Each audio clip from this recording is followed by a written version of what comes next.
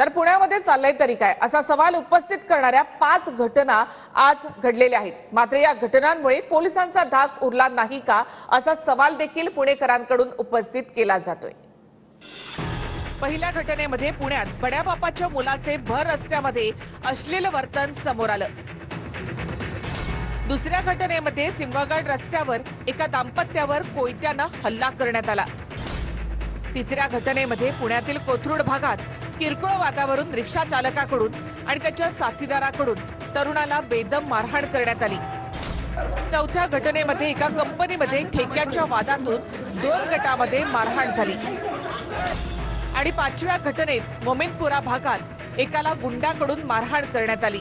त्यांनी ती पोस्ट टाकली, डीएम दीपक मानकरे एक कॉल प्रॉब्लेम सॉल्व। म्हणजे गुन्हेगारांची एवढी छाती वाढवती की एका कॉलमध्ये त्यांनी काय केलं तरी खडक पोलीस स्टेशन गुन्हा दाखल करून घेत नाही। पोलिसांनी सर माझं काहीच ऐकलेलं नाही सर, उलट आमच्यावर ते बसवले 7 तास तिथं मी 12:30ला रात्री आलो सर तिकडनं मी, आणि माझा काही प्रॉब्लेम सॉल्व आहे, माझ्या जीवाला धोका आहे सर। म्हणजे काय माझा काय प्रॉब्लेम, माझ्याशी त्यांची काय दुश्मनी असेल त्यांनी सरळ सांगायला पाहिजे की बाबा आम्हाला तुझ्याकडनं हे पाहिजे ते पाहिजे।